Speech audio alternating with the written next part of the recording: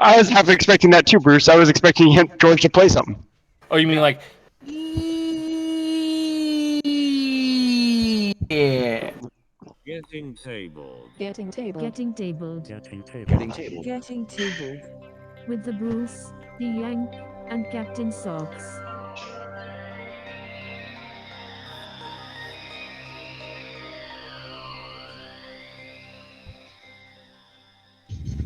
Hello, future people, and you're again listening to Getting Tabled with your host. He is as unsmooth with the ladies as Charlie Sheen is smooth with them. The Bruce. Jeez, that was a long one. Yeah. Cool. And then joining us by a pool at my expense is the Socks. Actually, I had to move from the pool because they're about ready to do a barbecue, so I'm now in the lobby of a hotel. At George's expense. Still at my expense. Yeah. Not mine, though, because I don't pay your taxes. No, not yours, Bruce. Just George's. You'd probably enjoy paying our taxes, though. I buy things from your country that I'm sure pays for people's taxes. Fair enough. So the Socks is a half a person today because he has no video feed because, well, he's in a hotel lobby. And people look at him really funny if he had a computer with a camera and everything just sitting in the lobby, just like, and then Star Wars. Yeah, exactly. People look at him funny anyway. It's true. You're not wrong. His wife probably looks at him funny some days. His kids would, but kids always do that. Like, everybody's kids look at them weird. Yeah, that is absolutely true.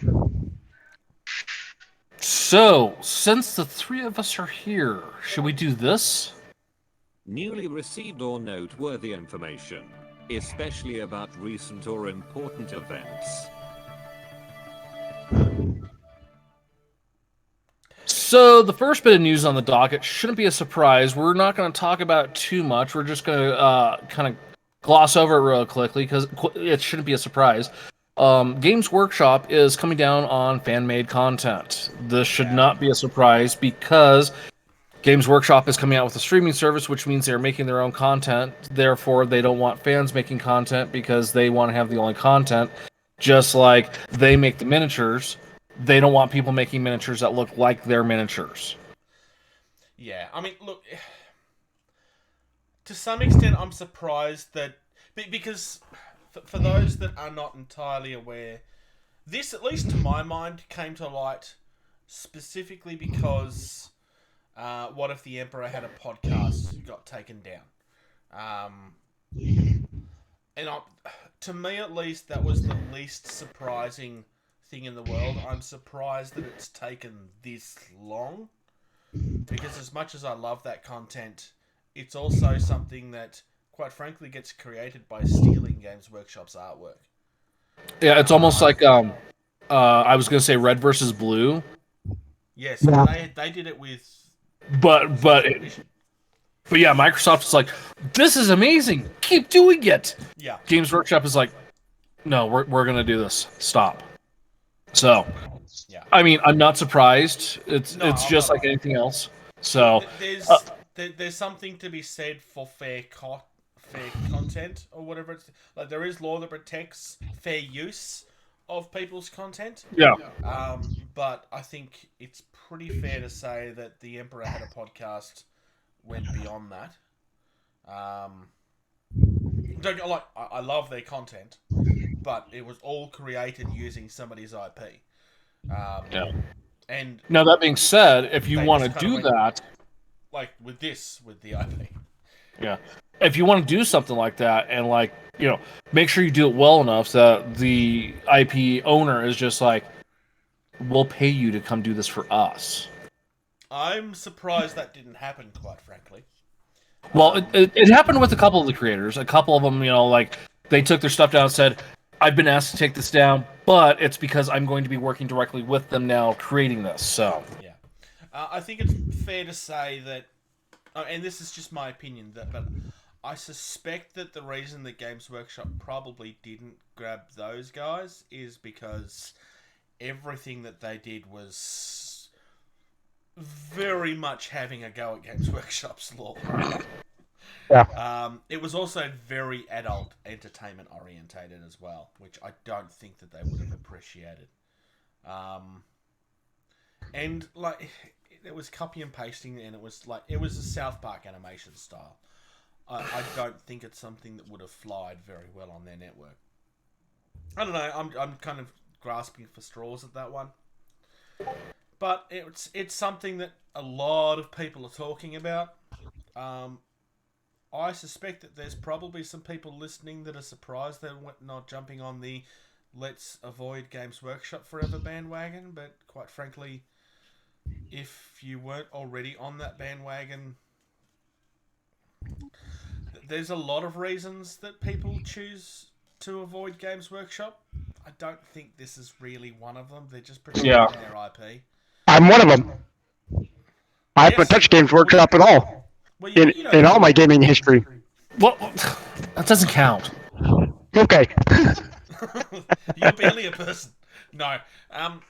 It's more like there are people that are getting up in arms over price. That's us. There are people that are getting up in arms over the fact that they killed Warhammer and then replaced it with Age of Sigmar. That's the children. That was me, actually. You're playing Age of Sigmar now, so you betrayed the real people according to them. Nobody else is a real person unless you're one of them. And now bringing back Old World, which is what, Fantasy 2.0 initiates? Pretty much. Do you have thoughts on Old World, given that we've just brought it up? I know that you missed that episode, but are you excited for it or not really, or? I don't know. I'd have to see, like, when Sigmar first came out, I poo-pooed really hard because there's no point value. It's just like, throw stuff on the table and play. Well, that's not going to lead to balanced, fair games.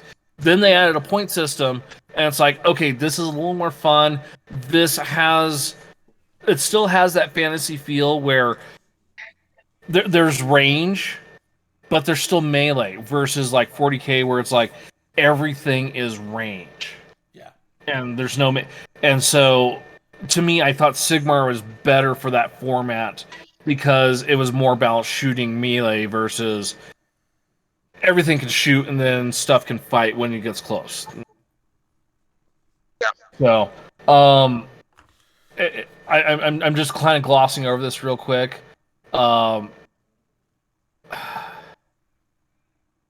A lot of people are going to be mad because I know people went through and they swapped from square bases to round bases, and then if they want to get back into the rank and file, it's like, well, now I have to change my bases again. That's... Yeah, I don't really have a problem with that. I mean, I'm not interested in it, but I don't have a problem with it. Well, and so for me, like, it's what army do you have? Fire Slayers? Totally skirmish, no rank and file. Actual, like, old school dwarves wearing, like, head to toe plate, you can see a beard peeking out and that's it. They are rank and file all day long. Some of the humans, rank and file. Orcs, totally skirmish. Depends on the army. Yeah. I'll have to see the rules. Moving on. Elves. You know how Games Workshop like to collect all of their old sprues and then create 2 characters and pretend that it's a box set? Well, they're doing that this week, but they're doing it for Thousand Suns and Grey Knights. Wait, it's not Thousand Suns and Space Wolves? Because that's what the box set should be. No, but they've already released Space Wolves. So. Yeah, with stupid orcs, they should have done it with, Thousand Suns, because Thousand Suns, Space Wolves, that's kind of the thing. Yeah. Way to screw that up, Games Workshop. Don't you know your own intellectual property? Jeez. So you've got Grey Knights, which are Grey Knights. All of these models are very old now. The hero of the model is... what are they calling him? Castel Crow. It's a new hero model. You get, I think, one of the best looking mechs in 40k, in my opinion. That knight is just, like, the Nemesis knight is just gorgeous, in my opinion. Yeah. Despite the fact that it's Grey Knights, and I really could not say enough negative things about the Grey Knights. And then you have the Thousand Suns, which are all gorgeous models, and if you disagree with that, then your eyes need to be replaced. The Thousand Suns models are all gorgeous. And their hero is called the Incredible Inferno Master, in what feels like it was named by a 3-year-old. Oh, and a side note, if you don't have a box on pre-order, well, apparently you can't get the boxes anymore because they're gone. Yeah, and if you're in Australia, good luck buying anything right now, quite frankly. Yeah, hasn't the world kind of like pariahed you and like, you know... The local warehouse has completely been shut down for over 2 weeks at this point. Well, and like... Oh, no, sorry. It will be over 2 weeks by the time that they reopen. Well, and flights are getting canceled and all this other crap for getting into... In and out of Australia. Yeah. This, of course, means that you're getting a new codex for the Grey Knights and a new codex for the Thousand Suns. Very pretty artwork and a collector's edition that's completely pointless again. You're also getting t-shirts, which surprises me. Like, seriously, there's t-shirts. I'm Yeah, surprised. no, as though nerds don't need enough clothing to wear to get beat up in public. I mean, not shower. I mean, The reason it surprises me is more that All of the above? they've kind of gone into the realm of paying other people to make them t-shirts occasionally. But they've never done it themselves, and I've never understood why. Like, there's so much artwork that they could make money with. oh yeah. Like, they don't pay their artists much. It's not like they couldn't just exploit their art more. Going back real quick, above the t-shirts. Yeah. I do love, and I mean love, that color combination for the Thousand Suns dice. I agree. It really stands out too. It's such a great contrast. In my opinion, the only way it gets better instead of pips if you have numbers. I like numbers better than pips. Some people like pips better than numbers. That's personal choice, but if those were numbers, I would be all in love with those dice even more. Nice. The Grey Knights dice, meh. Like, what about the logo? That's the only thing that says Grey Knights about them. Those are your run-of-the-mill, off bluish gray dice with white markings. Ooh, I'm just trying to I think figure out why the silvery colour's so bright. Shouldn't it be a dark, gungy looking... Like, Grey Knights is all, like, dark gunmetal. Why are they looking like it's chrome? right? See, look, that's a better Grey Knights dice. Yeah. The Thousand Suns color scheme for the dice, it's spot on. It's amazing. It's beautiful. All right, I'm bored with Games Workshop. What should we talk about now? We should probably talk about the Siocast? future of miniature casting. Now, I shared this video with you guys last weekend and said that you had to watch it. George, I'm guessing that you haven't watched it. Because you don't listen to anything I say. What? What was that, Bruce? Exactly. Have you watched the video, Captain Socks? I watched part of it, and I think it's a cool idea of being able to have molds within your warehouse and print hundreds and hundreds right there. Siocast is probably... I think it's fair to say that they were the star of the show at UK Games Expo. I mean, as much as manufacturing is boring. Last week there was an announcement from Infinity that Infinity are going to start using plastic on some of their castings. This is I'm okay with that. a company that a year or two ago said that they would never move away from metal unless there was a way that they could do it to uphold the quality of their miniatures. I want to make that very clear. They did not say that they would never do it. They said they would never do it unless da-da-da-da-da-da. I think this technology is the way to do it. Quoted on that a few times now. Yeah, so just cruising through that video real quick. It's brilliant. Yeah. The fact that the only limitation is the molds. After that, it's just a tiny little machine that can sit in the corner and just sit there and pump out them out. stuff. Yeah. The molds can be up to 40, like the parts can be up to 40 mil thick. That's your limitation at this stage. It's also worth noting that this is also just the first version of it. Or at least the first version of it that's been shown to the public. It's kind of like the mold system uses something very similar to spin casting, except it doesn't spin. Like there's no spinning part to it. For those that haven't seen, like you've got a mold. It's a 2-piece mold that you put together. You put in the machine comes down, and it pumps the plastic into it in a matter of seconds. It's about a minute that the mold is in the machine. You can then take it out, and it's cool enough that you can touch the mold with your hands and set it aside. You can then put a new one in, press the recipe for whatever the new one is, and go. If you're a small business that's making miniatures, this is a complete game changer. You can't cast metal miniatures this quickly. Oh, absolutely not. I don't even It's think you not can cast hard resin. plastic, it's thermoplastic, so it's not quite the hard plastic that you're getting from Games Workshop, but I don't think that that's necessarily a bad thing. I don't know if it works with plastic cement or not. So all I have to say is does anyone remember like the very, very, very first 3D printers? Mm. And when I say I'm talking like 2004, 2005 3D printers, they were crap. And now look. So if this is the first one, give them 10 years. And imagine what they'll be able to do. No idea what sort of cost the machine is. I suspect that it's high. But this, with no shadow of a doubt, this could completely change everything.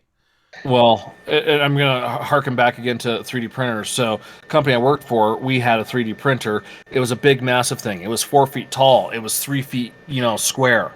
It was $15,000. Yeah. And it had a printing area about this big. Now, Mine has you get a printing area like this big. Only like this big. And For like a couple hundred on your shelf. Yeah. So no. Near to your workplace. Well, like I said, this is also like 2004. So. Yeah, I have to agree with you, George. Give them 10 years when the technology improves a whole lot, and we could have our own versions as hobbyists. That was the first thing that went into my head, honestly, is how much is this? How much do I have to save? Yeah, because we've got so many print files for 3D printing right now. Companies may do this for their own IP stuff, or do you design your own molds and print stuff on your own? Whoa, yeah. Here's a thought, right? So, what's his name with Bot Wars there, Bruce? You would be talking about the man I was talking to last night, Anthony Mallet.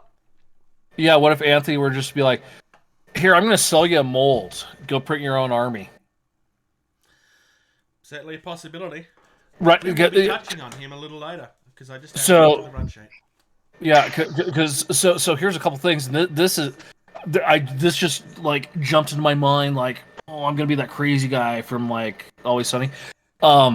If you send the mold is like this big, that could be like, an express saver box, ship it around the world, no big deal, right? And then you can just crank it out at your place, and you don't have to spend, a small fortune in shipping an actual army from wherever to build and put it together.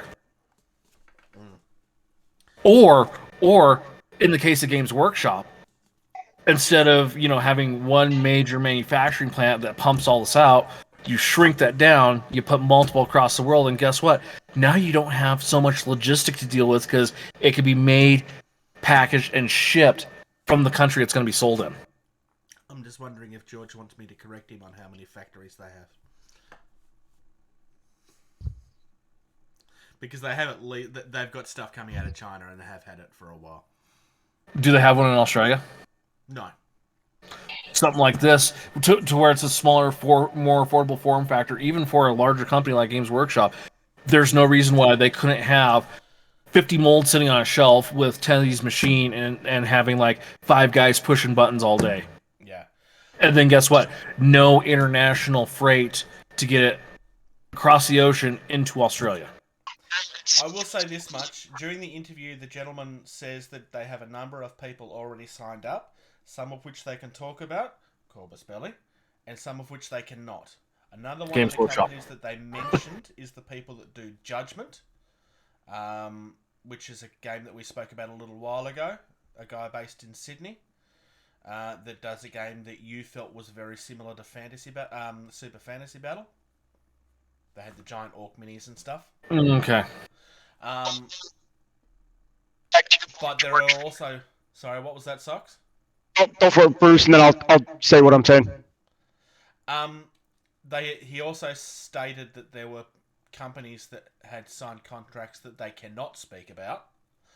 Games Workshop. My first thought was, oh gee, I wonder who that would be. Because I'd be very surprised if Games Workshop aren't already on this. We haven't seen it implemented, but I suspect it's just a matter of time before we do. Like your point, George, of having smaller print shops, or there's a specialized company that's all they do for 4 or 5 different companies, and all they have is the molds, and they just print out, box it all up, send it out from their local locations. I mean, all over the world. I mean, just that somebody that we know has discussed that they were over having a look at this. I will leave it open as to who we're talking about, but it's probably fairly obvious who I'm talking about. Yeah. Well, just, you know, with the worldwide nature of these games, one of the biggest things is getting them into the hands of the fans of the people that play them. If you can shrink the footprint of manufacturing and have more manufacturing, it's easier to, and it's cheaper then. Yeah.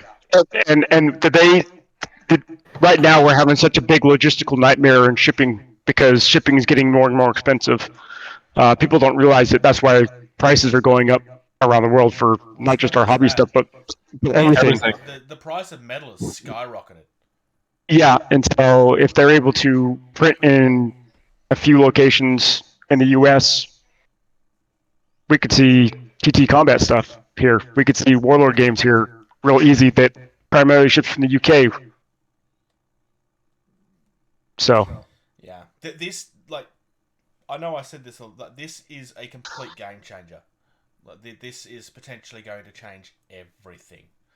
And especially, like there'll be new versions of these machines and so forth that will get probably smaller or larger. I suspect it's more that they will get larger as opposed to footprint being smaller. Because they will get it where they can make larger parts and so forth. The footprint of that machine is pretty small as it is. Oh, yeah. I would love to... I actually looked at their website. There's no... Their website doesn't quote prices on it, which is not unusual for manufacturing stuff. It's one of those... kind of like how a lot of laser cutting machine companies are like, contact us and we will let you know what it costs. Yeah. Which is fine. I'm not having a go over that. It's fairly common in manufacturing. Typically, if you have to ask, you can't afford it. Yes. Yeah.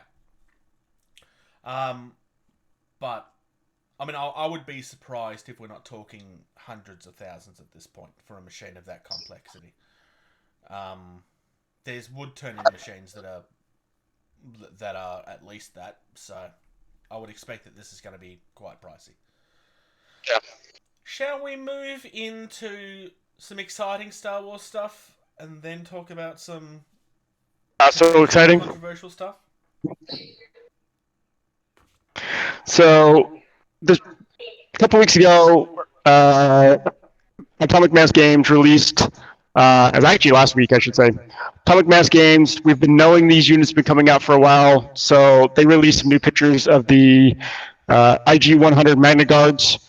Those are pretty much the little bodyguards that General Grievous has in Episode 3 with the little saber staff sticks. So people are getting excited for those. I'm kind of getting excited for those because I have a droid army.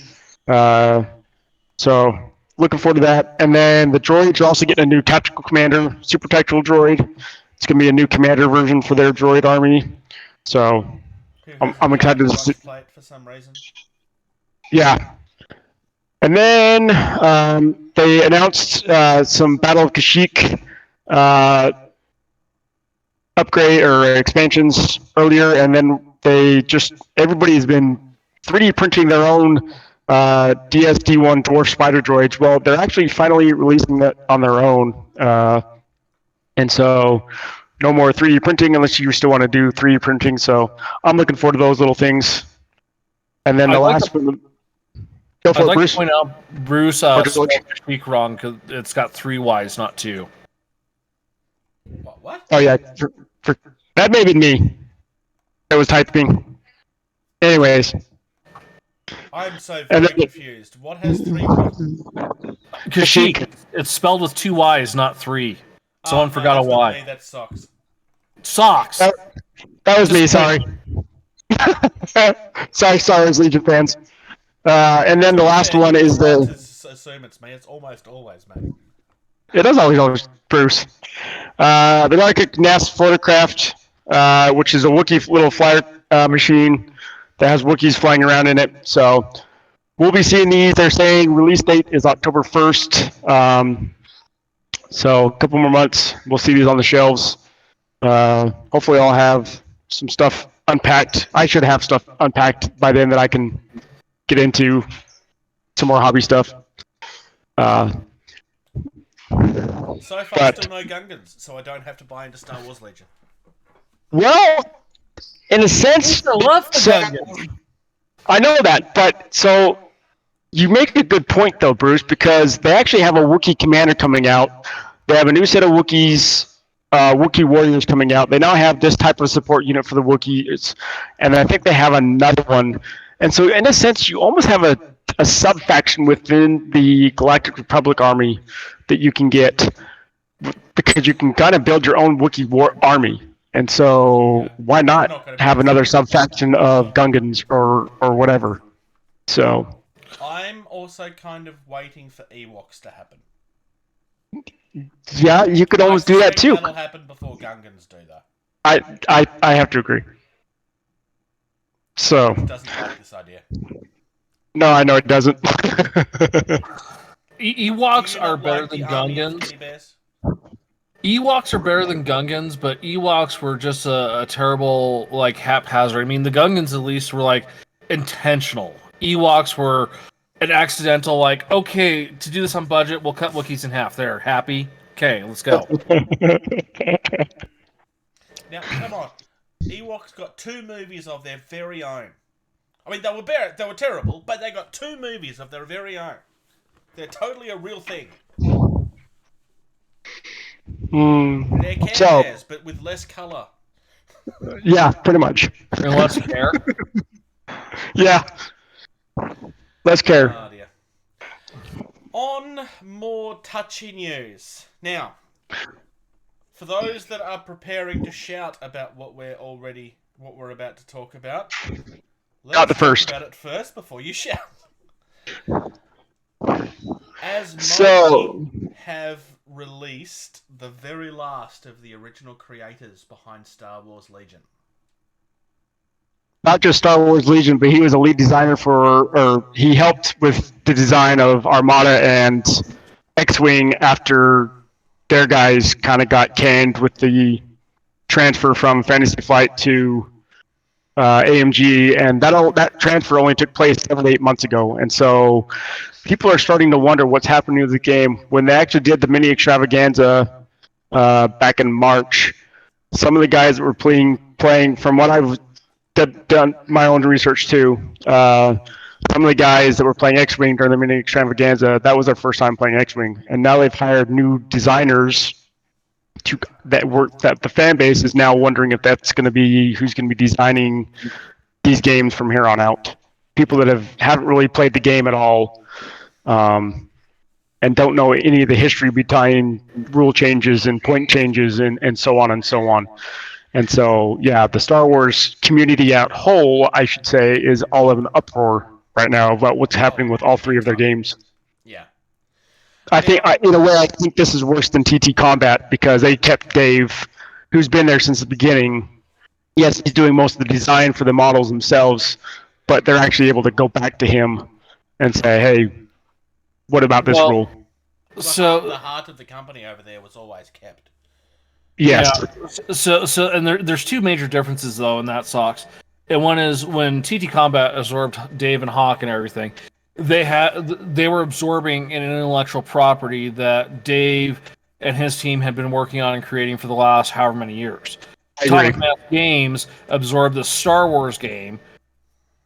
A majority of the people probably working on this stuff weren't even born when the first movie was released. Yeah. Wow. So, I mean, it's not an intellectual property they created. It's an intellectual property that they have manipulated into a game, not a game that they, designed everything for. So, so AMG is probably looking at it like, we can go get some designer to do this, and then we have full total control, and we don't have this outsider we had to bring in to continue it going for a while. Is how I would tell. Yeah. As always, the internet has been very understanding and very patient and have not jumped to any conclusions whatsoever. So everybody's been kind of very patiently waiting to see what happens. No, that's definitely not what's happened. Atomic Mass Games have been flooded with abuse over this. But to kind of level things out, I kind of want to go through... I've brought it up on the screen, what he has actually said. He started with the very obvious, I'm no longer with Atomic Mass Games, and he's no longer working on WYZ games. He also specifically touches on the fact that he still has former colleagues at Atomic Mass Games that he values very highly, and that he wants to see succeed. None of anything that he said here feels... bitter or angry.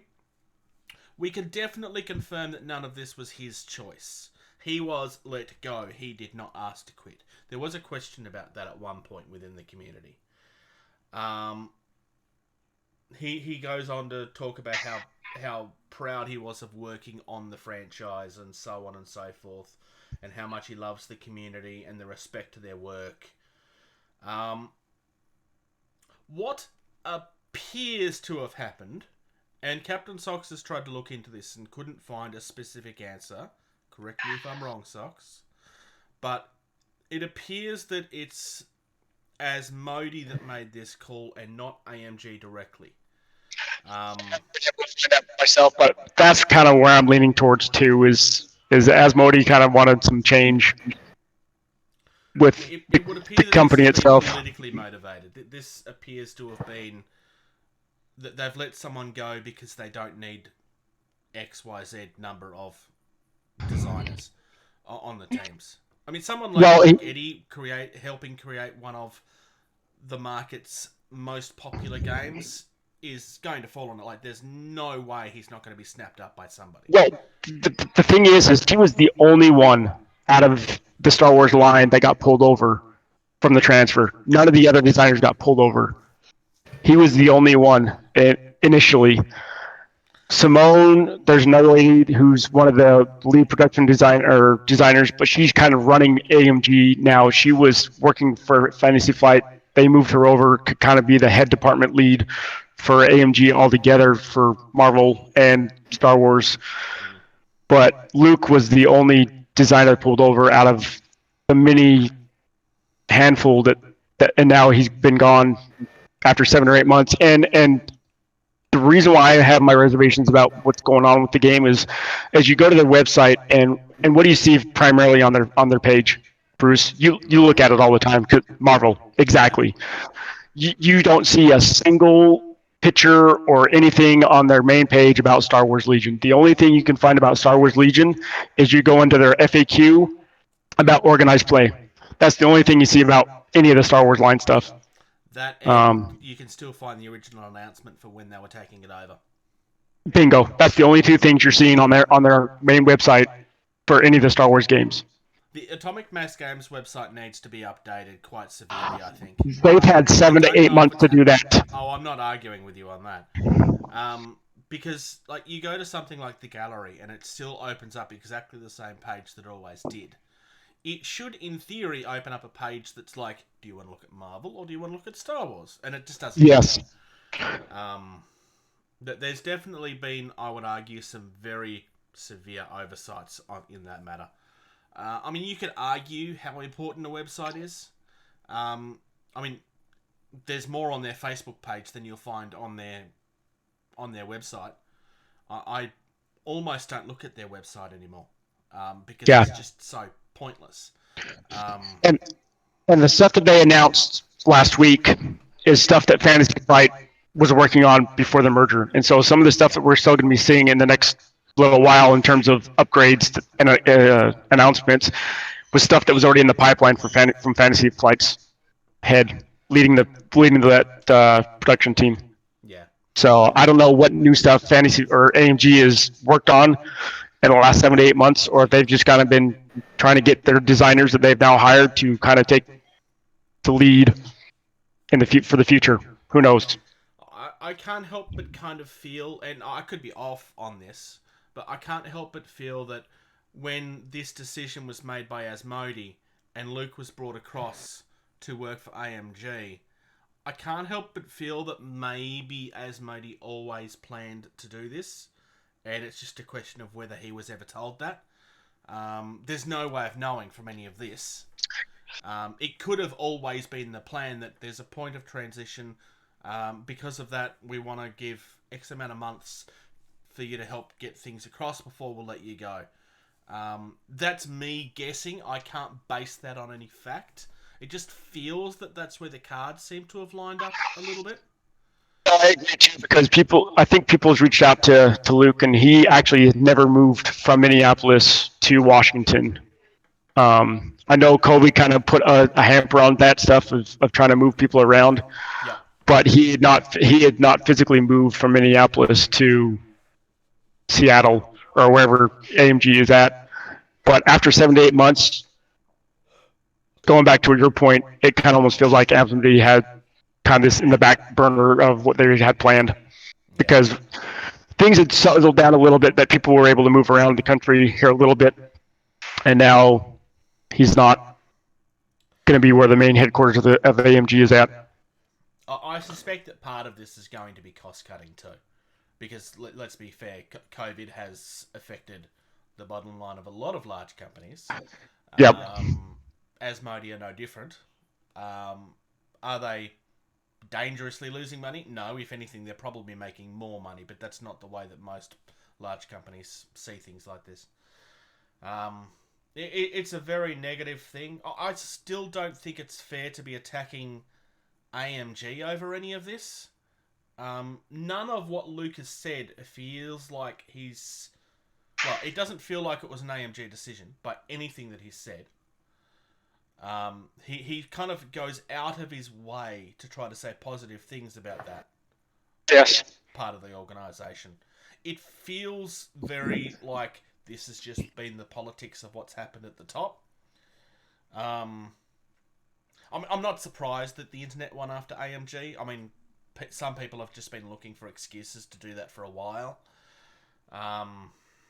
And let's be honest, its first reaction, that people did exactly the same thing with TT Combat, fairly or unfairly.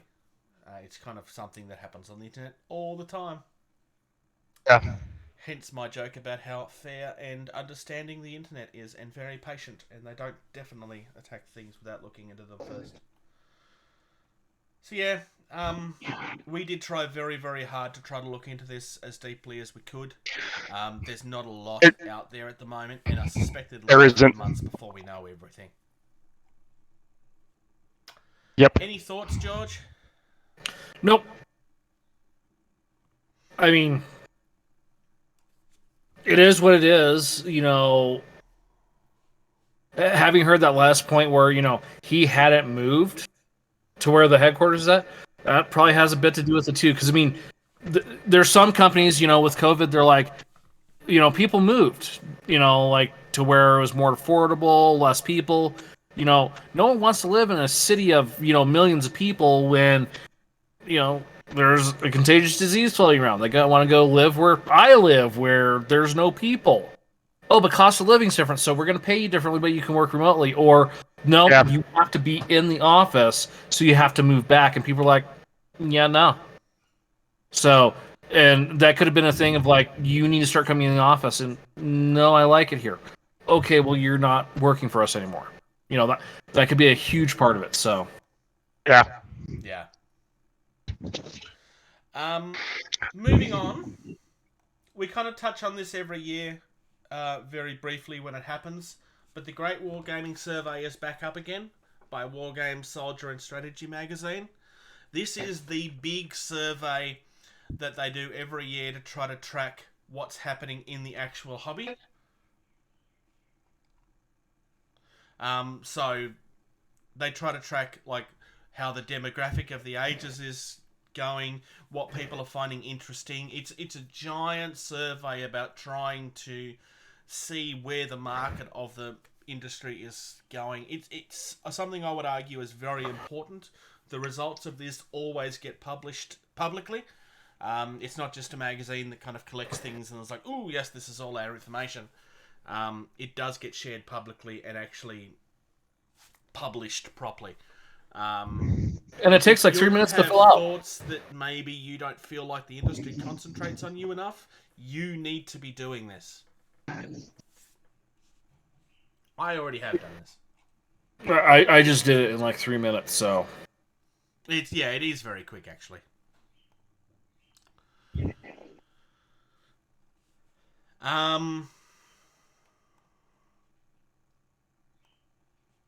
Next. Yeah. Next we have, we're talking about dystopian wars. This never seems to happen. I'm not entirely sure how this came out of nowhere.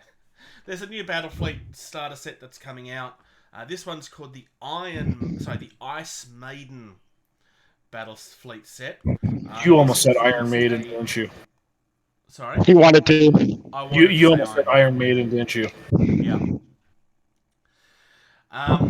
So this comes with a giant aircraft carrier looking thing that makes the big ships look tiny.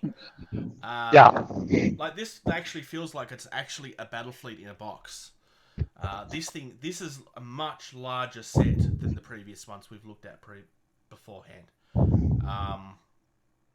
The Ice Maiden looks gorgeous to the point where it's a ship that seems to have been built inside of an iceberg, which is just very fantasy. I kind of love the idea of that.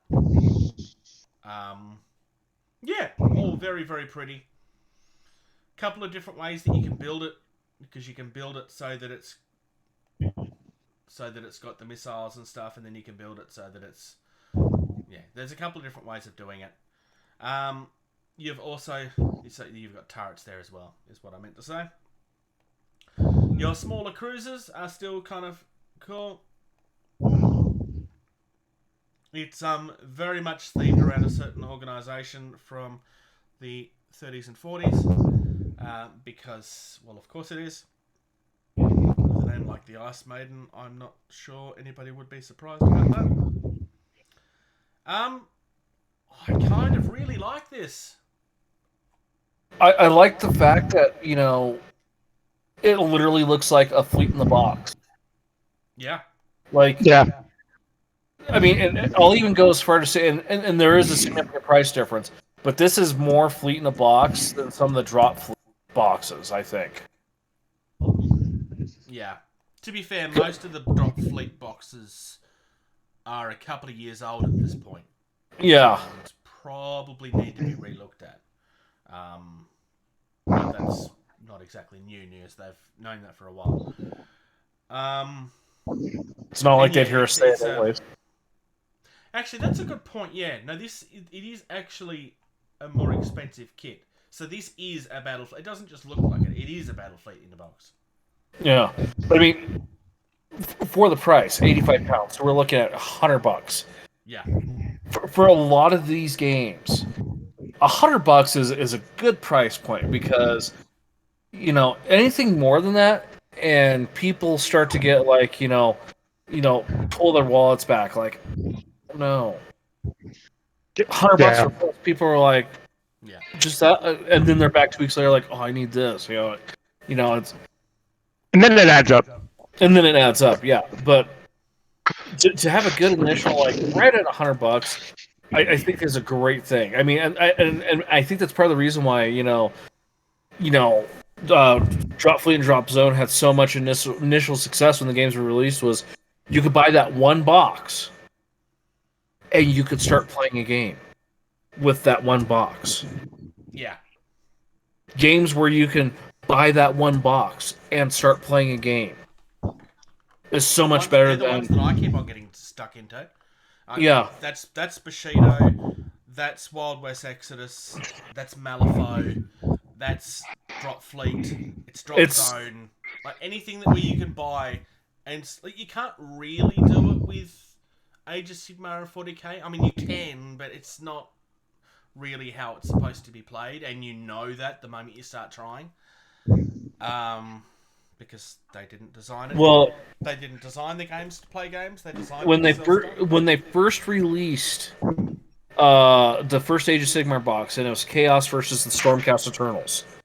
Yep. And it looked very much like, oh, this is an actual, you buy the box and you have two armies and you can play. But people were quickly, like after they figuring out everything, it's just like the Stormcast win a majority of the time.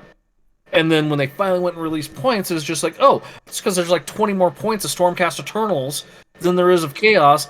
Chaos is outnumbered, To be fair, Games Workshop have always done that. They have always done that. Games Workshop box sets have ever been balanced. I don't think they pretend to balance them. I could be wrong on that, but it just certainly doesn't feel like they've ever tried. Yeah. Well, and at that time, they wanted people to buy Stormcast because that was the new thing, Yeah. But this right here, 85 pounds, like 90, $100. You can play a game with that box, and I would bet, based off the scale of this game, it's going to be like your Drop Fleet, Drop Zones, your Malifaux. The point values of the boxes are going to be pretty darn close. Yeah. I remember when Drop first came out, everyone could get their box that had 3 cruisers and 4 frigates. And you could pretty much build an equal pointed army across the board, regardless of the faction. Yep. Speaking from Wild West Exodus experience, the starter boxes for that weren't all fully balanced with each other after a while. Initially, they were kind of released that way, but as rules changed and editions got updated, they kind of unbalanced after a while when they realised that things were more powerful than they realised. Because obviously, as something appears to be more powerful, you update the rules. But the box set that you're already released is already released. So there's a couple of box sets that kind of creeped up to becoming worth more points-wise after a while. But it still felt like it was fun and that you could be competitive with each other. Balance or no balance. Like, I had a set that was kind of down on the bottom, and I could still have a go. I didn't win, but I could still at least challenge that other box set, even though it was now worth something silly more. But that wasn't because it got released without thought. It was because things got updated over time, which is not the same argument. They had a much larger player base than just their handful of playtesters. Yeah. And as opposed to, and I'm going to quote Justin for this because it's a comment he made last night during our discussion with Anthony. When was the last time that you saw Games Workshop releasing an army that didn't win, like just outright win whatever battle reports and everything they were doing that month? Like they don't Games Workshop don't even pretend not to do the power creep. It's quite very blatantly obvious. Well, they do that for the metagamers because as soon as that happens, the metagamers are going to go out and drop $1,000, build the army to go to tournaments with, and then in 3 months they'll do the same thing again, and then the metagamers will go out and drop $1,000 on a new army. Yeah. So that's my point. Next, These images are hurting my head a little bit. What, the Seraphim Knight ones? Yes, Why? they're hurting my head a little bit because I see Blood Angels iconography. Iconography. Iconology? Yeah, but they're painted like Dark Angels. I'm confused as to why you're finding this confused. We've already watched the video that this was hinting at. This is a follow-up news article. Oh, okay, I was going to say, I think I've seen these before. Yes. So these are the Seraphim Knights that Cromlech teased back in July that was coming in August. They have actually officially gone onto their website. Oh, I'm okay. going to bring up the bodies specifically myself, just because it gives you an idea of what they look like. So this is what George was kind of referring to. It's very much Blood Angel iconography, especially like there's this one in the top left-hand corner it's just the Blood Angel symbol. My favorite is still this body where it's kind of like half sinewy, like it's replicated muscle on the actual armor. I love that particular body. I do like the one that's definitely not sanguineous. It's totally not sanguineous there on the armor, even though it totally is sanguineous. I do like that, but this sinewy one is definitely my favorite. Like I said, this hurts my head because the icons are Blood Angels, but it looks like Dark Angels with the robes and the colors, and it's like my head. No, it's not meant to like process like that. Blood Angels are red, not green. Ow, make it stop. It's a very funny looking green that you're looking at there, given that it's... I was going to say, it looks more gray to me. I'm sure if we break down the HTML color code, we can put it on a color wheel and see where it most closely fits in. I can see the argument of if it's a gray. I think it's more of a green though. I don't know. I also have a weird light like right here in my face. It's like also probably screwing with my eyesight a little bit. Also, I'm old, and that's one of the things that goes. It's gray. Yes, it's great. You're wrong, George. Is it? Let me get up here real quick and look. I don't know. They look like they have a green hue to them. Maybe a slight green hue, but not by much. I don't see any green at all. It might just be that maybe your monitor... You know how some monitors have weird color shifts? It could be that your monitor just shows them a little differently, maybe. Or it could just be a trick of the eye, too, of I'm seeing the robes with that shade, and my eye is automatically saying that's a green because that looks like a Dark Angel, and that's what Dark Angels look like. Are you colorblind, George? No, I'm not. The MOS I had, I could not be colorblind with the MOS I had. So I didn't mix up wires. Yeah. So one of the questions that we had initially when we first looked at these is that, like, how close was it? Because we've been critical of a few people that had kind of just been outright ripping off things as opposed to making their own version. I kind of feel that this is a nice balance. There's definitely parts that is like, no, this is just a marine arm. But it kind of needs to be if you're making alternate parts. The heads, I feel, are different enough that you could field them. These heads are amazing. I'm a huge fan of the bodies, but I suspect that you'll get very, very samey very quickly. The helmet heads, I should say, are amazing, I think. Yeah, I'm a big fan. I'm not building Blood Angels anymore. I could be tempted into buying some of these parts to make the hero that I want to do. Because for those that didn't follow that episode, I sold my Blood Angels, and I'm going to finish doing my heroes, and that's as far as I'm going. Because I'm just not interested in playing. So I may one day buy some of the parts for that, but I don't know. I really like these. There's not enough people doing alternate Blood Angel stuff. So yeah, I thought that was good. And I'm assuming that George, you wanted to talk about Dragon Eye dice? I posted those because I've been seeing them on my Facebook feed a lot. Oh, that was you. I just thought they looked cool. Oh no, they Oh. definitely look cool. I just assumed it Oh, was those- George because he's usually the one that's like, "Ooh, dice." Yeah, no. I thought it was Bruce because Bruce is like, I need to find dice that work. It doesn't matter where No, they it's- come from; they just hate me. Yeah, that's true. No, so like I said, I've been seeing these on my Facebook feed last few weeks. So it's a Kickstarter project called Dragon Eye Dice, and it's a kind of a clear, translucent dice color with a dragon eye looking right at you on the 20. Yeah. And it's a D20 set, so No, it looks like all the dice have the eyes, right? Yes. they all have the eye, but they're all on the top. So whatever highest number is Right. on the dice, that's what the dragon eye is. So Oh, God. I just thought they looked cool. They also seem to have a technology built into them where it guarantees that the eye will always be in the center. That's kind of cool.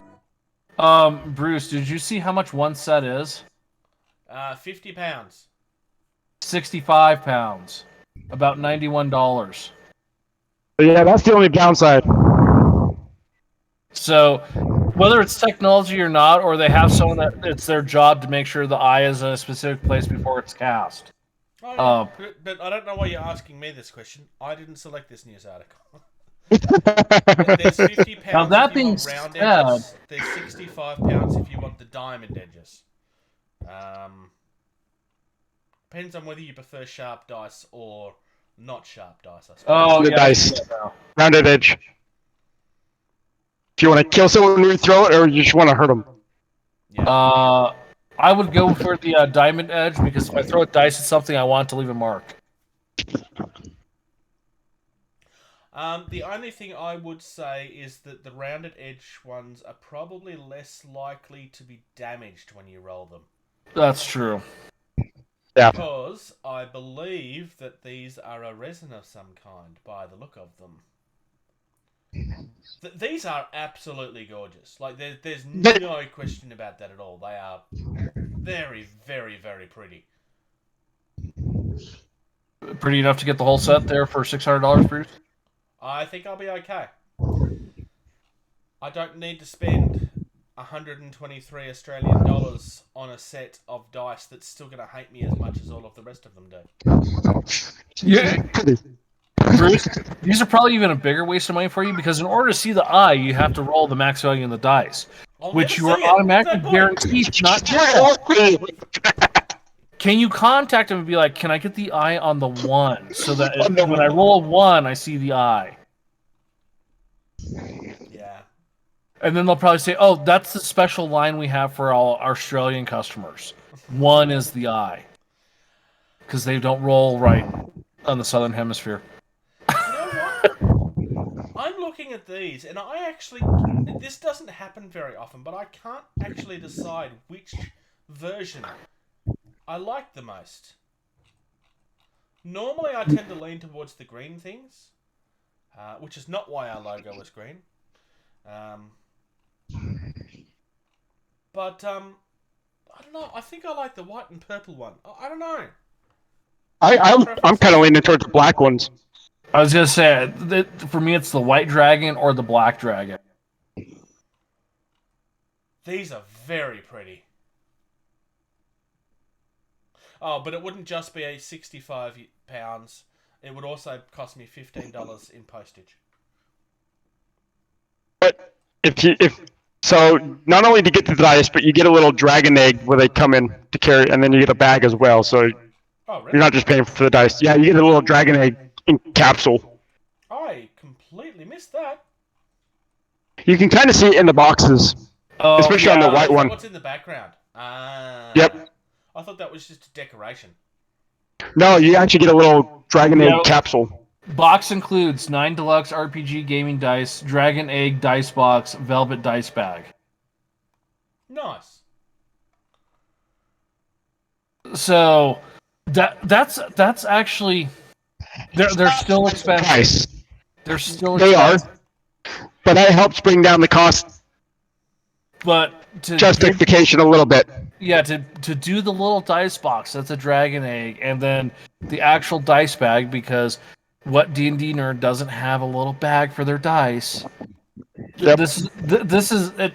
It's not a great deal, but it's like you're getting everything you need for the dice. You're getting the box, you're getting the bag, you're getting the dice. They're expensive. I knew a guy, he had gold, silver, copper, bronze, and there was a fifth one of the metal dice that were like $50 a set. Yeah. And they were tiny, and you could barely read them. But they're $50, and they were super tiny. And it's like, dude, you spent money on those? And he's like, yeah, they're metal. And I'm like, and?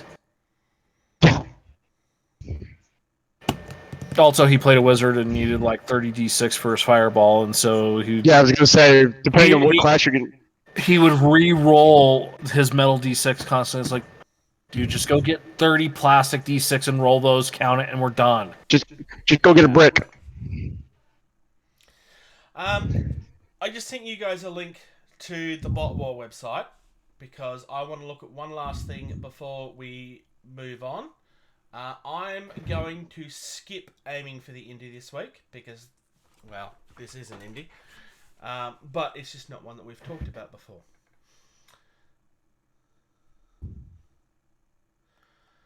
Because I just want to have a very quick look at the website. As I said, this is going to kind of count as... We spoke recently about how they re-released... Do I need to play the bumper? Sure. Indie. Definition. Independent. Type. Slang word. Jargon. So, Bot War is a game that we've kind of been following on for a little bit, on and off. I kind of discovered it accidentally about a year and a half ago. We spoke with Anthony, which is the creator, in an interview. And then we'd kind of just been kind of following along and seeing how things go. A couple of months ago, we talked about one of their Deceivers sets, which used to look like a specific combiner transformer. And they've kind of changed it so that it's now more of an Earth-looking thing. And it's now definitely more of its own character. They've been continuing to do this with some of the other lines as well. Under Infestors, this month they've... Sorry, not Infestors, Deceivers. They've re-released Mega Tyrant's Revenge this month. And a lot of these are all very much changed and in their own characters now. It's something that seems to be happening... Well, not seems to be. It's something that's happening across the entire line. Trying to move away from the...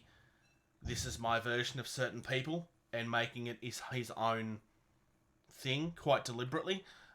Which I think is a very smart business decision. Because Hasbro were not exactly unknown for being horrible about certain things. They do have some leniency when it comes to their IPs, but not entirely. But I kind of wanted to touch on this very briefly because Bot War scratches a lot of those nostalgic itches. Because, I mean, it's totally not Transformers, but on the tabletop. And the reactions that we got initially was somewhere in the middle of, oh, this is a Transformers game, awesome, or they're just ripping off Transformers, which wasn't really a fair comment, but they're definitely moving away from that. I mean, it still feels like it's Transformers, but very, very, very differently. I've recently made an order for some Infestors, which is the insect bot looking guys. So there's an army box down the bottom that comes with the giant looking slug guy and some of the totally not Insecticon guys. And there's a pre-order currently up for the Hive Queen in resin, which I have pre-ordered. So I'm 100% buying in. Well, not 100%. I'm buying in. I'm not buying everything. As much as one of the other players that I'm going to be playing with wants to continue to tempt me to buy everything. Oh, this is really pretty. No, I've already bought something. Oh, just buy it as well. It'll be fine. No, I don't need lots of stuff. I only need the stuff I've brought. So, yeah, I just wanted to say touch on that. that very briefly. Because, like I said, one of the only criticisms that we ever heard was, that it looked a little bit too like the thing that it was deliberately looking like. Or accidentally looking, or however you want to look at that. And they're definitely moving away from that. There's a couple of sets that look like they're being redone at the moment. Coils have new stuff coming. The Overlords are kind of largely out of stock at the moment. Red Star Nation is kind of having some stuff redone at the moment. There were some hints in their Facebook group yesterday of some female Beast Lords, which are totally not your Dinobots. Yeah, No Grimlock? I'm still a very big fan of this. What was that, George? No Grimlock? Well, not specifically Grimlock, but there's somebody that feels like Grimlock. Tyrannus. You felt Grimlock? I'm now concerned, Bruce.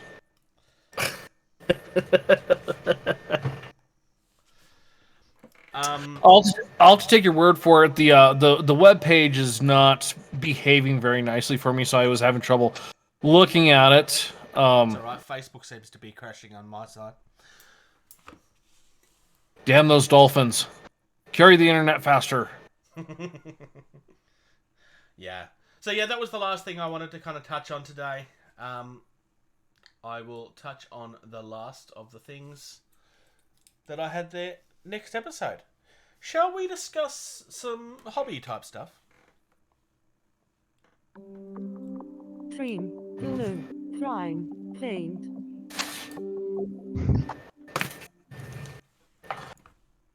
What have you been up to, Captain Socks? Given that I know that your Absolute- answer's going to be shorter. Absolutely nothing. Moving from one hotel to another on Friday. So, and yeah, because the house is still not done for another 2 weeks. So, nothing. And he's still trying to pretend like it's not a big deal. Like, he's sitting over there in 8-star accommodation with a pool on taxpayers' money. I'd rather be in my house. No. It's really horrible over here. Yes, it's really horrible. Yeah, we really believe you. I'd rather be in my house where I could actually do some hobby stuff. Oh, poor hard done by Captain Socks. You can be upgraded to a major when you have a house again. Thanks. What about you, George? You know, when your face isn't being impaled on a spike. I got this. That's still the only thing that's arrived? Yep. So is that, like, have you had confirmation of everything else being posted, or is that the only thing they've posted so far? So they did the playmat separately because this is how the playmat shipped. Yep. Rolled up in a nice triangular box. The best way to ship a playmat. Not folded in half and stuffed on top of a box. Yes, I'll agree with you on that. That was... I'm gonna throw a little more shade Mythic's way because of that and everything else I've been having to deal with that. That being said, CMON is very communicative when they have something to communicate, and ever since stuff has been boxed and they're like, it's production's done, it's getting loaded up in containers. Hey, the containers have left. Hey, this container has arrived here, this container has arrived here, these are in customs, blah, blah, blah. So, the US has got 3 or 4 containers unloaded, Europe's still got some issues, costs and stuff like that. So, the container, the mats were, they said the mats are going to show up first because that's shipping separate from everything else because of what it is and how it's shipped. So, everything... Australia's got their stuff, Asia's got their stuff, you know, Canada, like, they haven't even started unpacking the containers yet. the U.S. has got 3/4 of the containers done. So I mean, it's a process. They said delivery was going to be June, I think. That's not too bad, given that So- we're still in the middle of fighting everything. So yeah, they said delivery in June. We're here at the beginning of August, so they're approximately a month and a half. The stuff is shipped. It's not on doorsteps in June, like they said, but it is shipped. It is being unpacked, and parts of it have been delivered. So, all in all, really good, I think. I am you have to remember excited. that it is CMON, so as far as the company is concerned, once Yeah, they everything's do- shipped out, the game won't exist anymore. Well, I did that little shade on behalf of Justin because he's still bitter about the fact that they ruined Song of Ice and Fire, which is just, I don't understand how you could ruin Ice and Fire. It was money, but anyway. ask HBO in season 8. No. Like, they've just completely thrown CMON basically against a brick wall, and CMON's thrown the game against a brick wall, and just seems to be very confused as to why it's shattered and is not working anymore. Right, that's what I'm saying. HBO managed to ruin it too with season 8. So, I'm very looking forward. I've got a group of 2 guys that they want to play games, so I'm looking forward to getting it and showing it off and getting some games in with it, because everyone that I've said, yeah, I'm getting this game, and they're like, what's it about? I'm like, well, like this, and they're like, that sounds amazing. So It really does. I came very close on that one. I don't regret not buying it, but I did come very close. yeah, Despite my prejudice. yeah, of the games I have coming, it's I'm still very excited about it, and it's at the bottom of my list. The one game that we are both super excited for, they haven't even launched the Kickstarter yet. So No, and I don't think they will for at least a few months. yeah, There's no way I've they're been going to do it while the other one is still on Game Hub. game found. Game Found, that one too. Yeah. So that's about it. I'm gonna make a concerted effort to start painting some of my SFB because, well, it's primed and ready to go. So there's no reason for me not to. So I guess it's my turn then. yeah.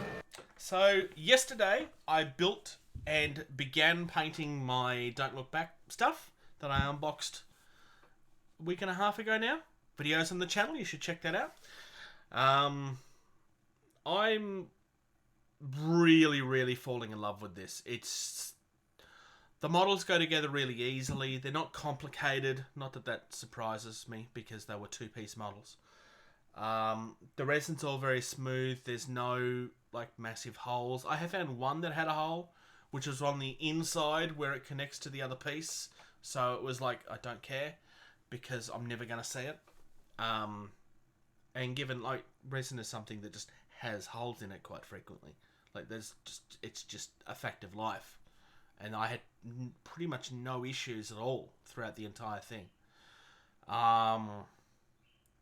Takes the paint really well. You could essentially wash paint them if you really wanted to.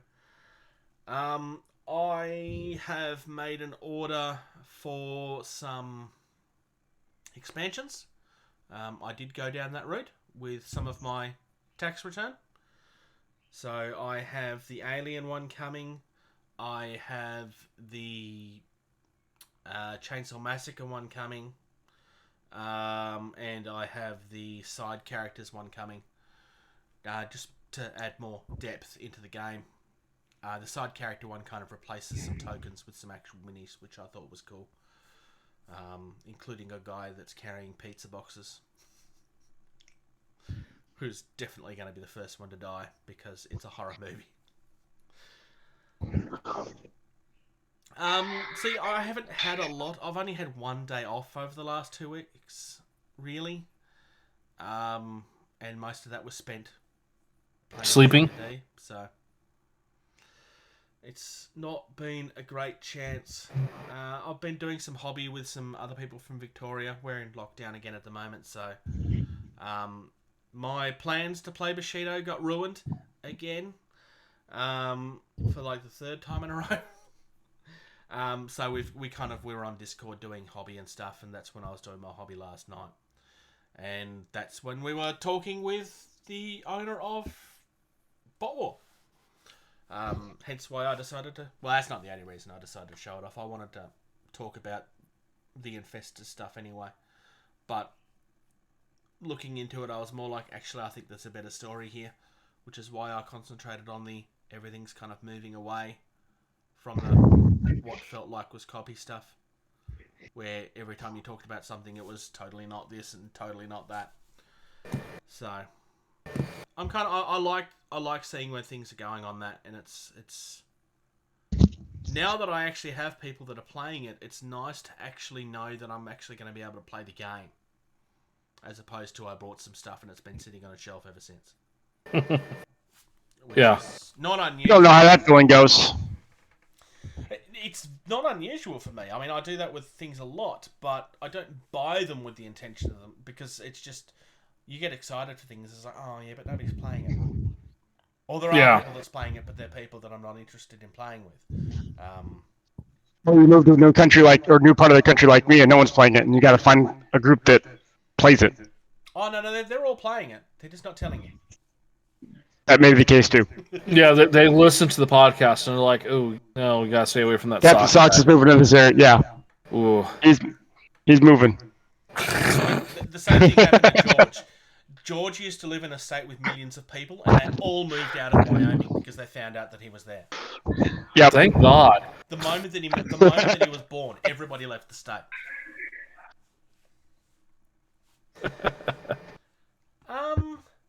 Shall we discuss some game stuff? It's finally the last time to talk about Drop Fleet for a little while.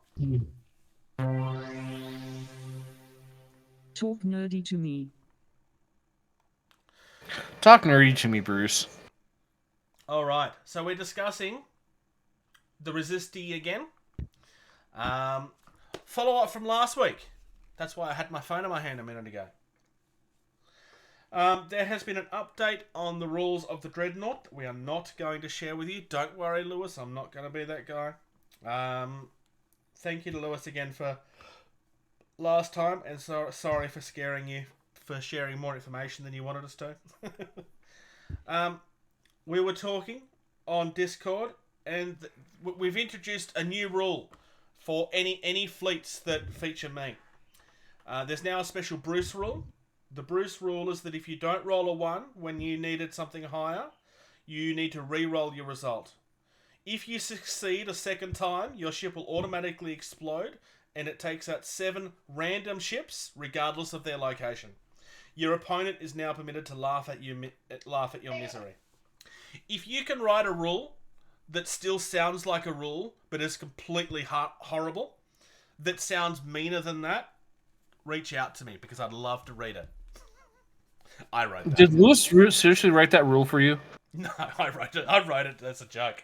I did challenge Lewis to write something. That sounds like something Lewis would do. Oh, yeah, I was going to say, after what happened and everything, I would not be surprised if he was just like, all right, this rule's for you, Bruce. It's going to ruin your life. I would not be shocked at that. I did challenge Lewis to try and write something meaner, but he just hasn't had the time because work's been hectic. Which I kind of suspected would happen when I challenged him, but yeah. So, we are going to talk about some monitors.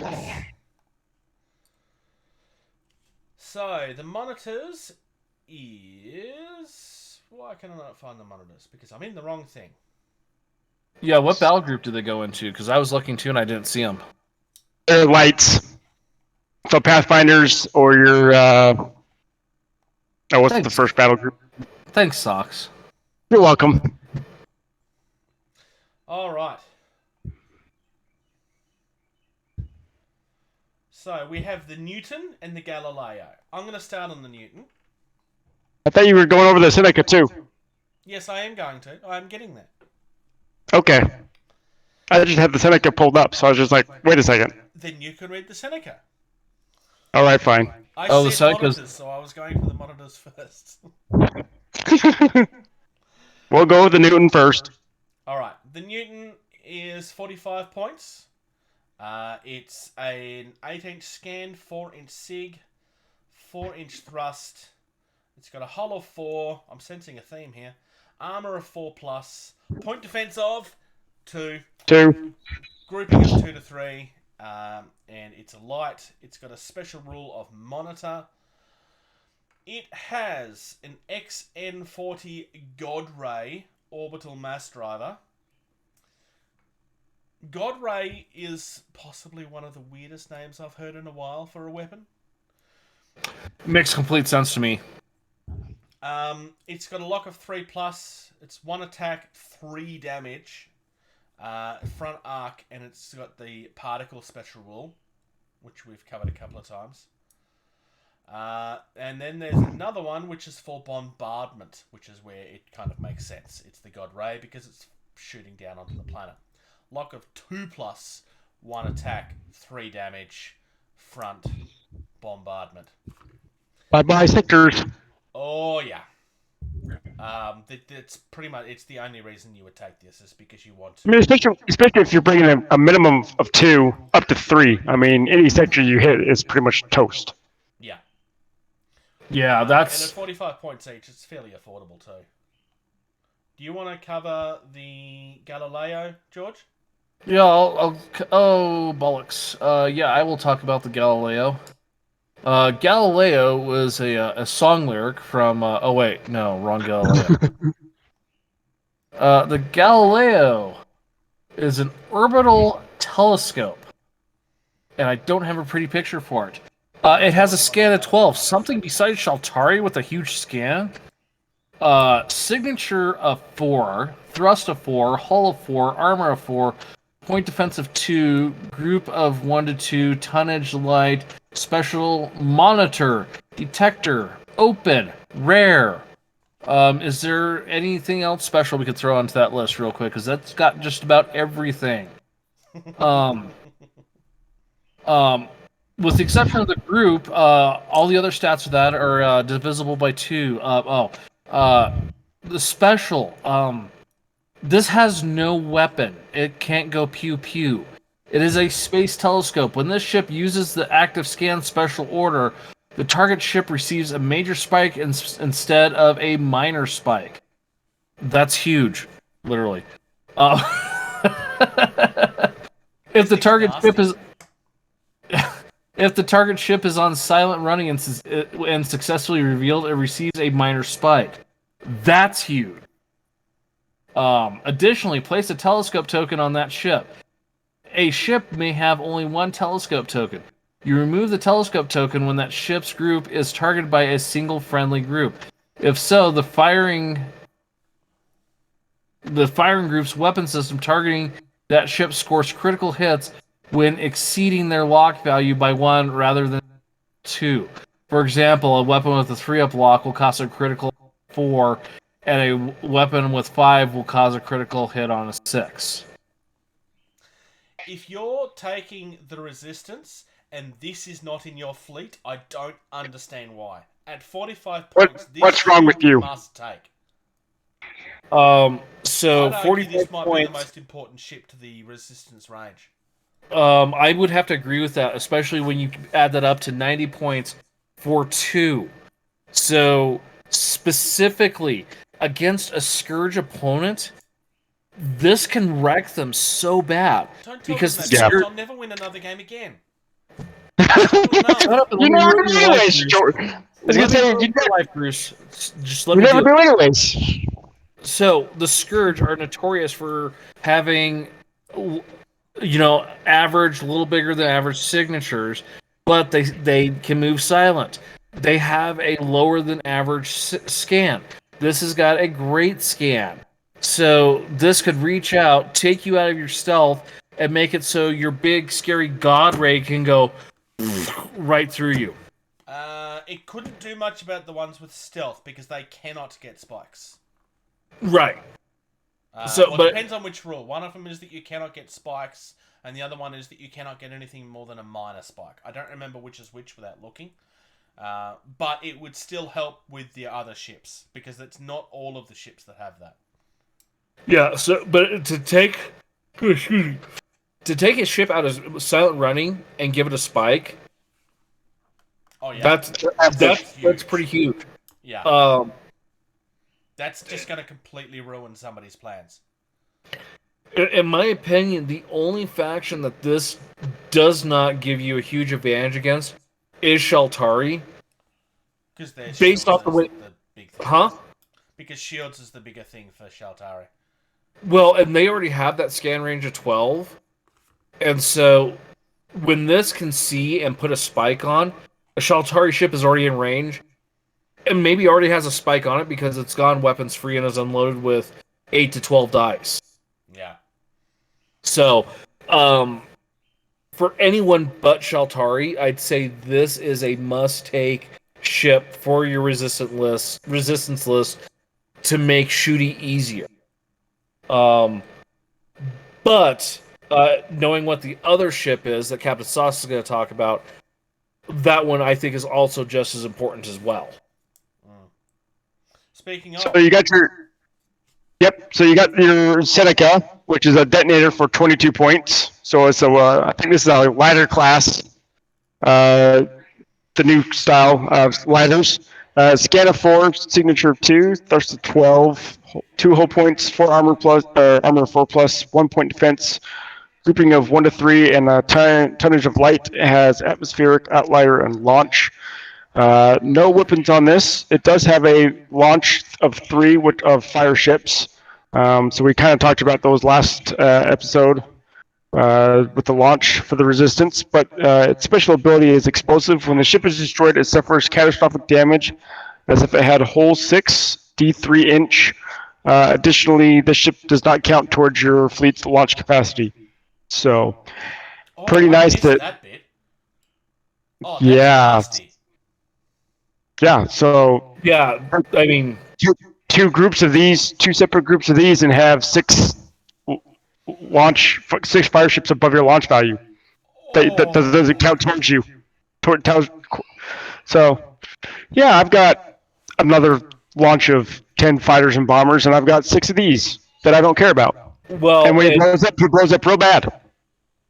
And if I remember correctly, too, the fire ships. They've got their own special little stuff too for Yes, they do. They're not just a normal fighter bomber launch. No, they're not. Their own special thing, yeah.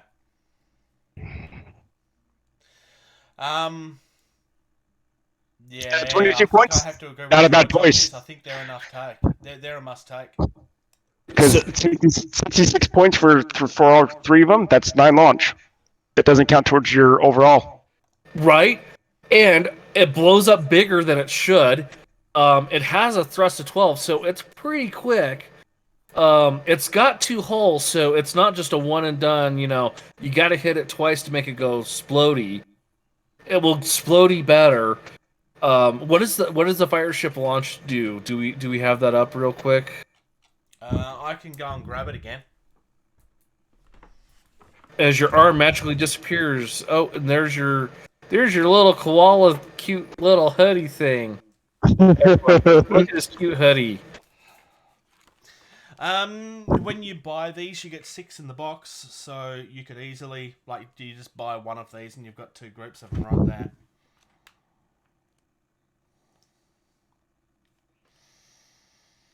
Oh, the other important thing is it is an outlier, so it doesn't... Wait.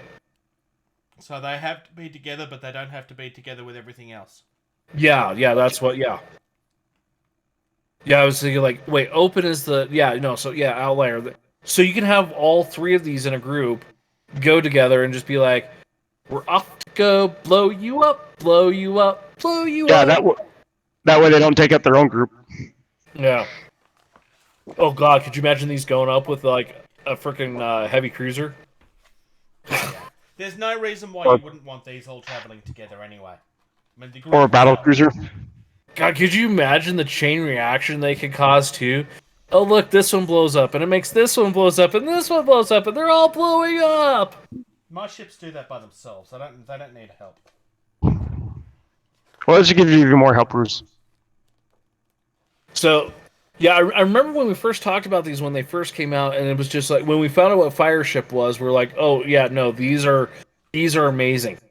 These are better than the Galileo. The Galileo is nifty, snazzy, cool that makes things easier. I don't. You don't what? And then when you compare it to the Newton is niche. Or Yeah. or however you call it. It's usable, but it's not a must take.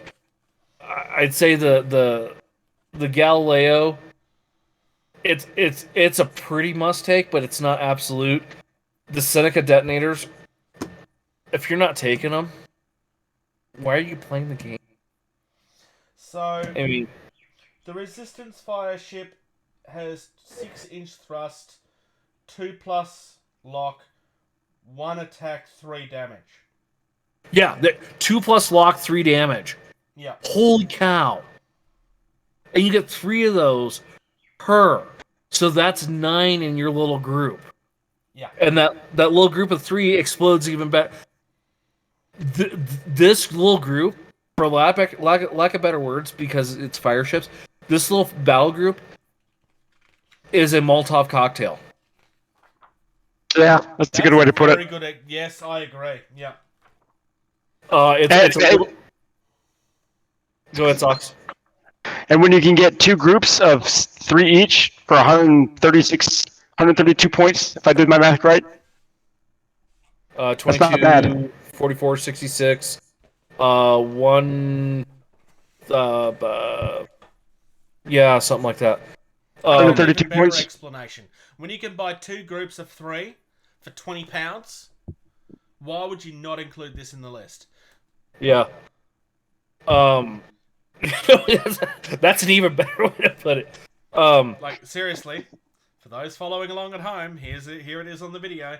£20, you get 6 of them. Why would you not include this in your list? It's not even costing you a lot of money.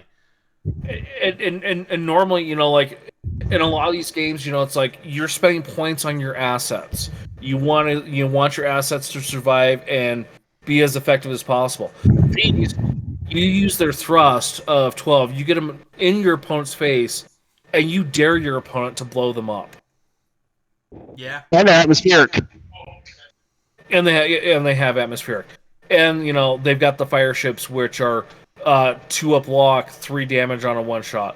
Now, question: since they're atmospheric, most launch assets cannot go into the atmosphere. But since these are already in the atmosphere, would you say that their launch assets are able to go atmospheric? You need to have a rule on the weapon itself. Yeah. I think you're right there. Yeah, there's nothing on the special. In order for something, the ship can go atmospheric, but the weapon is not atmospheric.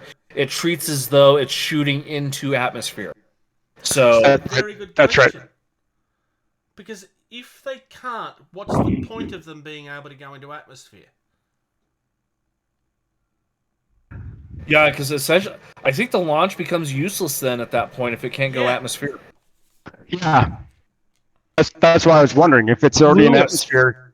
Lewis, help us out here. Yeah, Lewis, please clarify on this. Should this launch asset should have atmospheric? My opinion, no, it should not have atmospheric. It's already going to do enough going into atmosphere and go explodey. I don't think these launch assets should have atmospheric. I don't think they. Well, You should if they have- atmospheric. It just means that you can use them to take out strike carriers. I don't see why that's such a bad thing. Because it's in theory for £20 of money. For 6 of them. It's going to be no socks. We're talking 18 launch. That does not No. count towards your launch value that you can use in ammo. Oh, that's nasty. Yeah. That could potentially go atmospheric How much and launch do you wreak have? havoc 30? on strike Ooh, carriers. I have 30. Yeah. Yeah, they're not rare, so you could take 4 or 5 groups if you wanted to. Go spend £40. And you have 12 of these. I don't think it would be worth taking that many. I don't know if it would be either, unless you're playing like a battle, the battle size grouping. I mean, battle as much as size list. These things are going to do a lot of damage, and especially with when it's destroyed, it suffers catastrophic where nothing else of its size does. But at the same time, each of them only have 2 hull. They've got a 12-inch thrust, Bruce. Oh, it's not so much that. I was going to say that like they're just not going to survive, but then them not surviving isn't a bad thing anyway. No, not when they detonate as if they had a hole of 6. You want to launch, in a group of 3 of these, you want to launch your 9 fighters and bombers and do some damage, and then you want your opponent to blow you up. And they're going to blow you up because they don't want you to have those 9 fighters bombers anymore. They're dealing crap loads of damage at 2 up, 3 damage. So they're going to make you blow up, and then you're going to go catastrophic, and you're going to blow up more. I don't have a problem if you can launch assets in atmosphere for this, because I think you'd be silly to do that to start with, because why are you taking out strike carriers when you could be taking out bigger things? I mean, yes, I agree with you. I actually I could use these to take out George's gates, and it means that he can't score. But at the same time, while I'm doing that, I can't take out any of his bigger ships. And his bigger ships are the ones that's going to table me at the end of the day. I should stick him down in atmosphere until... To hear what Luke, what he has to say about this.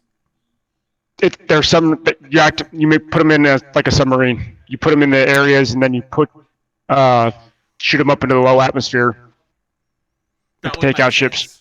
Did you guys just get my message I sent you? Nope. That would be cool. Because you kamikaze these. Yeah, exactly. That's what I was just saying. You put them over sectors or wherever in the game to just sit there until they're ready to pop up and wait for the havoc to happen. Because these are the thing I like about these is that these are something that you don't care about them being destroyed, because when they're destroyed, they still do something. So, yes, you're daring somebody to destroy them, but at the same time, they're also a ship that you can't ignore, because they're going to continue doing damage until you destroy them. That's what I'm saying. With the group of 3... Oh, you don't like me doing damage? Come and destroy me then. Oh, you're not going to do that? Well, here, have more damage. Exactly. That group of 9 fire ships hitting on 2s, dealing 3 damage each shot. 2s. Even you're going to hit with a lot of those and deal some damage. You're going to get...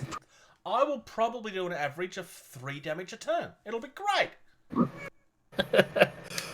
But statistically, you've got 1 through 6. You're going to get 2 ups real easily. 2 and 3 is a normal hit. 4, 5, 6 is a critical at 3 damage. Your opponent is going to want to take these out, but when they take them out, they're going to catastrophic damage right next to your ship. Because I'm not going to try to get away. No, I'm going to ram them down your throat and dare you to blow them up.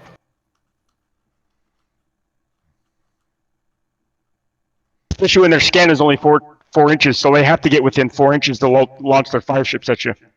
Yep. Yeah. So as a resistance player, this is your piece de resistance, where you're going to have 1, maybe 2 good turns with them before you're going to pretty much clear an entire sector, because either by fire ships or detonation. Yeah. Yeah. These are to the resistance as the topaz is to the Sheltari. You can't ignore them, and they're going to hurt. Wait, is it the topaz? No, you're thinking of the amethyst. Yep. Yeah. Your favorite ship. Yes. How dare you forget about your favorite ship there, George? I have not played a game in Drop Fleet since we were doing another podcast. Yeah, that one. I just realised that there's one last ship that I said we were going to cover, Oh yeah? What's it called? Oh yeah, the Centurion. which I am bringing up right now, and we will cover very, very quickly. Where's the Centurion? It's on the found UCM underneath UCM PHR page. and PHR. Oh, that one. Yeah. The one that Resistance players hate that UCM and PHR can take. And they can't because it's I could see that. I could see the hatred there. Hatred? No. It's worse than that.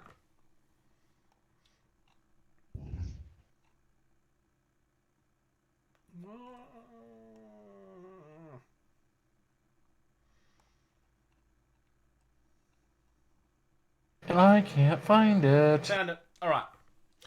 Alright, UCM Resistance Centurion. This ship is exactly the same for both. Why are we covering it under Resistance? Because we didn't cover it previously. I don't quite... It Reasons. matter.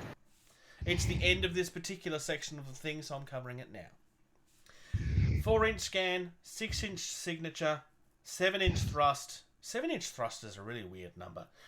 14 hull, 2+ armor, point defense of 3, and it's got groupings of 1 to 2. This has ablative armor. So this is the first time we had seen the ablative armor, where it's like really, really good until it's not. It's a heavy ship. It has an XN31 mass driver turret. It's got a lock of 2+, 2 attacks, 1 damage each. They are on the front and sides, and it's got Fusillade 2. You also have an N31 hybrid gun battery on the port and starboard side of the ship. I love the fact that they actually say that instead of left and right. They are both 4+ lock, 6 attacks, 1 damage each. They are linked, obviously. NC3 missiles, which are the usual ones. 4+ lock, 2 attacks, 1 damage. Close action. This one was 135 points. This is kind of the first ship that we got that looked different too. Yeah. Yep. I still think this is gorgeous. I think I still have one of these somewhere. I've got 2 of them sitting around somewhere. I know I've definitely got them. I don't know if I've ever built them. Because You know what's got to be really frustrating for Resistance players? What? It says Resistance in the name of the ship, and they can't. Yeah. Here's a UCM Resistance Centurion. Oh, you can't use it though, Resistance, even though it literally has your faction name in it. Or PHR Resistance Centurion. Same thing. I'm kind of half expecting that might change at some point, honestly. But you know, No. I They don't gotta leave actually think. I don't think the Resistance need this. I mean, there's nothing bad about this, but they've got better options. They can build their own things. They don't need this. They have one that's very similar that we talked about when we went over the Centurion Grand Cruiser. Yeah. So that being It's- said, though, I still think this ship should be available to the Resistance because this is pre-conquest. Like I said, this is something that I have a feeling might change at some point. No, they actually have it. It's the Resistance Centurion Grand Cruiser, but instead of the turret being underneath like it is for the PHR and UCM, the turret is on top. But it is the exact same stats. It's the exact same stats. Oh, okay. Interesting. Well, then never mind then. Well, other than they've got Remnant as one of the special rules. But other than that, it's the exact same point stats. You lied. It's not the same at all. You're a liar. Well, other than Remnant. Apart from the fact that it's different, it's completely the same. Yeah, exactly. All right. Shall we discuss some upcoming events? Yeah. At the apex of our coming. You forgot about that again, didn't you? You still haven't sent that to me, by the way. Okay, so UK Games Expo is over, but PAX Australia is still coming, hopefully. October, Friday the 8th until Sunday the 10th. Drop Zone Facebook painting competition finishes tomorrow, technically. It's today for me, but it's tomorrow for everybody else. So if you hear this, it's over. Hmm? If you're hearing this, it's over, essentially. No, well, the audio version will be live before it's over, but not this. Right, but I mean, it's, yeah. You'll have 8 hours. Go. Pretty much. Otherwise, as always, we'd like to thank those that support us, especially those that are able to support us on Patreon. It's what helps keep the lights on and pay all of the bills that is associated with running this. If you're in a position where you feel comfortable to do that, please visit patreon.com/gettingtabled. We would love to get to a point where this becomes self-sufficient, or even have things that we can kind of invest back into the quality of our feeds. Facebook.com/gettingtabled. If you would like to follow us on social media, that's the best place to do it. We are on Instagram and Twitter @gettingtabled. It's not quite as active, but we are still there. If you would like to reach out to the team, reach out to us @gettingtabled@gmail.com. If you're a small business that wants to get a little bit of focus, or if you have questions for the team, anything like that, just reach out. If you would like to watch the video version of this podcast, you can do that by searching Getting Tabled on YouTube. It is a video exclusive for our Patreons until the following weekend, but they all go onto our YouTube feed, where they're like the first 15 to 20 results at this point. And to be honest, we are kind of entertaining in our, gesticulations when we're talking about stuff. I do think it's the better version of the better version of it. Yeah. If you're in a position where you can watch, then it's a good way to do it. You should watch us. We promise we wear t-shirts and stuff. It's not weird stuff. Well, I don't know if Captain Socks is. He's not on camera, so Yeah. I can't say. Well, we can't verify that right now. Don't tell us whether or not, just... Oh. That could have gone so many different ways. Turn it off. I don't want... No, oh, wait, I can't... There. No. Oh, dear. And then our website, gettingtable.weebly.com. Gentlemen, I think that's it for this installment. Wrap. You okay? You could totally tell you're in a hotel, though, because the walls are taupe. Yep. Seriously, I challenge you to go to a Here's the hotel lobby. and find walls that are not that color. Very rare. You okay? This is George trying to figure out how that happened. It's not you, George. I did that. Thank you. For listening to Getting Table. Music used in this podcast was created by Eric Matthias at soundimage.org.